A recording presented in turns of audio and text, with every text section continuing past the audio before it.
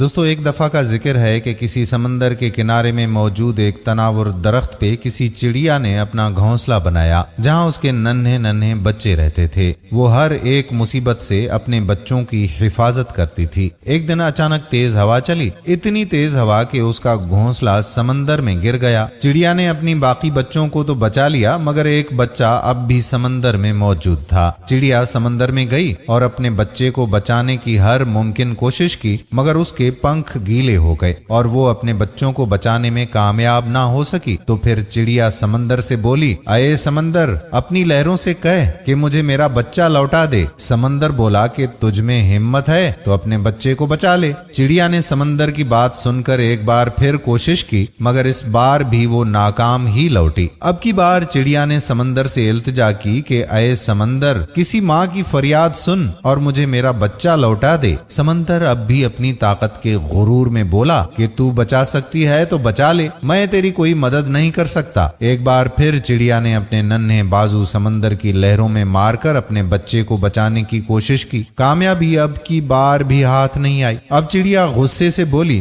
تو میرے بچے کو نہیں بچائے گا تو میں تیرا سارا پانی پی کر تجھے خشک کر دوں گی۔ سمندر چڑیا کی بات سن کر ہنسا اور بولا، چلو میں بھی دیکھتا ہوں تو کیسے مجھے خشک کرے گی۔ چڑیا ایک گھونٹ سمندر کا پانی پیتی اور پھر درخت پر بیٹھ جاتی اور پھر تھوڑی دیر بعد آ کر دوسرا گھونٹ پیتی اور پھر درخت پر بیٹھ جاتی۔ غرض کے یہی عمل چڑیا نے 30 سے 35 بار دہرایا تو سمندر بولا، اچھا چڑیا رکو، میں تمہارا بچہ لوٹا رہا ہوں۔ اتنے میں ایک بڑی لہر آئی اور ساتھ چڑیا کا بچہ کنارے پر چھوڑ کر چلی گئی۔ درخت جو مسلسل کافی دیر سے یہ سب دیکھ رہا تھا سمندر سے بولا، کیا بات ہے سمندر، تم تو بڑے طاقتور ہو مگر تم بھی چڑیا کی دھمکی سے ڈر گئے۔ سمندر بولا کہ مجھ میں اتنی طاقت ہے کہ تجھے جڑ سے اکھاڑ دوں، اس دنیا میں سیلاب لے آؤں۔ کیا میں ایک کمزور چڑیا سے ڈروں گا؟ نہیں، ہرگز نہیں۔ میں اس چڑیا سے نہیں ڈرا ہوں بلکہ اس ماں سے ڈرا ہوں جو اس وقت میرے مقابل کھڑی تھی۔ اس ماں کی ممتا سے ڈرا ہوں جس ماں کی آہ عرش تک کو بھی ہلا دیتی ہے۔ تو میری کیا مجال کہ میں اس سے مقابلہ کروں؟